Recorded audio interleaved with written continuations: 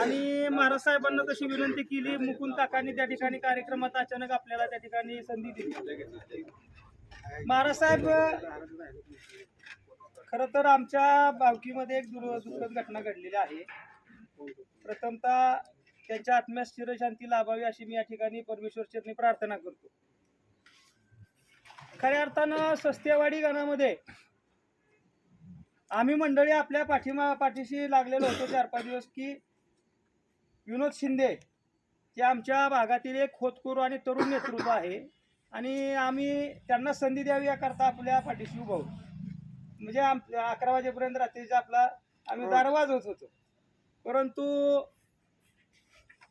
शेवटी काहीतरी आता गणेश तांबे आणि विनोद शिंदे या दोघांपैकी कुणाला तरी एकाला संधी दिली जाणार होती.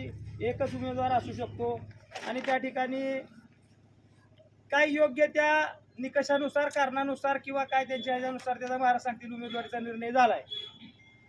परंतु एकदा उमेदवारीचा निर्णय झाल्याच्या नंतर परत एकदा निश्चितपणानं आपण काम करत असताना या तालुक्यामध्ये नक्की आपण कोणत्या दिशेने जायचं, का जायचं आणि मग हे ध्येयधोरणं जर आपण बघितली, या तालुक्यामध्ये माझ्या माहितीप्रमाणे 20 ते 22 लाख मेट्रिक टन ऊसाचं गाळप आहे.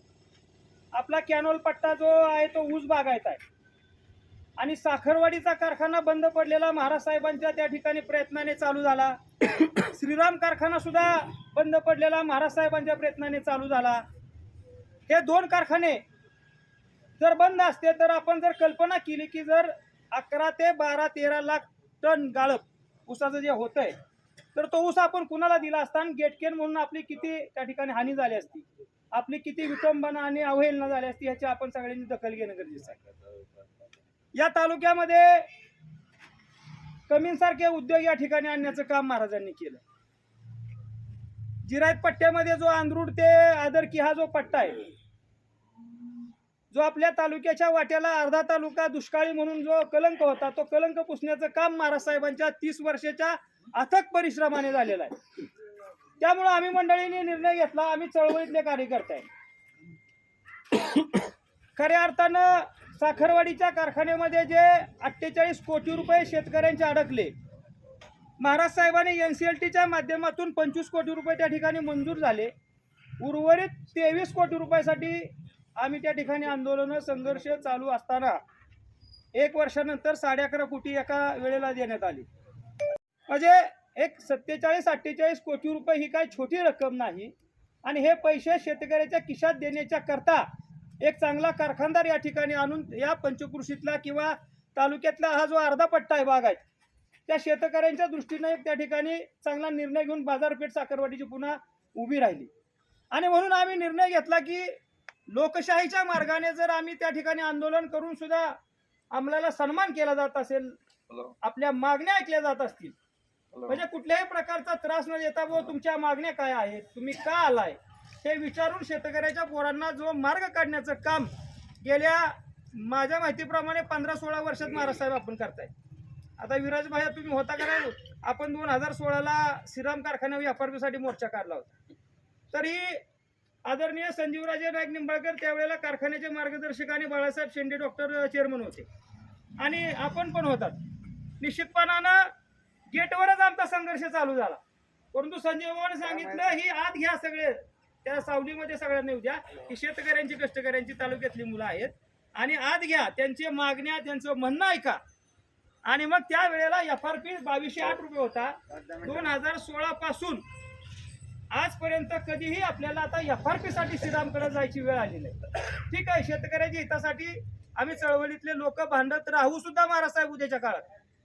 परंतु जे लोकशाहीच्या मार्गाने आपण ह्या तालुक्यामध्ये गेले 30 वर्ष झालं काम करताय आणि निश्चितपणानं एक आदर्श आणि चांगलं व्यक्तिमत्व उद्याचं जे भविष्य आपण घडवलेलं आहे आणि मग आपल्याला पाठीमागच्या 2 निवडणुकाच्या मध्ये थोडासा कमीपणा आलेला आहे, मग विधानसभेचे असेल किंवा नगरपालिकेचे असेल, तो कमीपणा आपण आता पुसण्याचं काम येणाऱ्या झेडपी आणि पंचायत समितीला करायचं.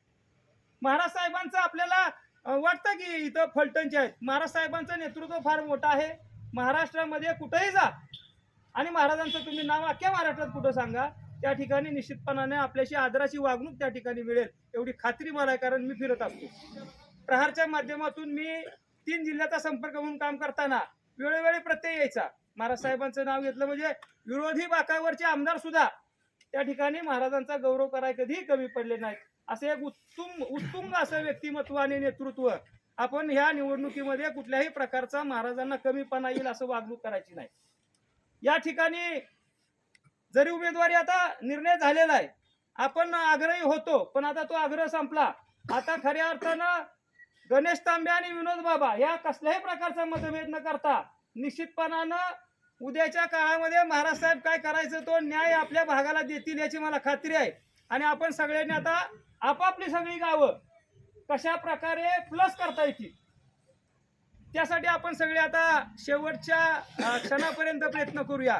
कारण 5 तारखेला प्रचार संपल्यानंतर 5ची रात्र 6ची रात्र ह्या 2 रात्री खूप महत्वाच्या आहेत. कारण भारतीय जनता पार्टीच्या माध्यमातून या तालुक्यात नव्हे तर या राज्यामध्ये पैशातून सत्ता आणि सत्तेतून पैसा. आपल्याला सांगितलं जातं रेल्वे आली, आपल्याला सांगितलं जातं रोड आला, पालखी महामार्ग. आता मला सांगा तुम्ही, आम्ही सगळी गावगाड्यातले शेतकरी मंडळी आहे. रेल्वे आली, पालखी महामार्ग आला, रस्त्याच्या रहदारीच्या दृष्टीने ठीक आहे, पण आपलं अर्थकारण ऊसावर, आपलं अर्थकारण शेतीवर चालतं आणि शेतीसाठी पाणी लागतं. आणि निश्चितपणानं ह्या महाराष्ट्रामध्ये आपल्या वाट्याचं पाणी अडवण्याच्या करता महाराज साहेबांनी फार मोठा संघर्ष केलेला आहे, फार मोठं त्या ठिकाणी योगदान दिलेलं आहे. कारण आडातच नसेल तर पोहऱ्यात काय येणार ही म्हण आपल्याला माहित आहे. म्हणून नीरा देवधर धरण असेल, धोंबल कवडी धरण असेल, किंबहुना महाराष्ट्रातली जी 2000 सालापूर्वीचं पाणी आपल्या वाट्याचं पाणी अडवण्याचं काम करायचं होतं ते आदरणीय महाराज साहेबांनी केलेलं आहे. त्या कामामध्ये माझ्या माहितीप्रमाणे शिवसेना प्रमुख आदरणीय कैलासवासी बाळासाहेब ठाकरे यांच्या आदेशानं काम झालं.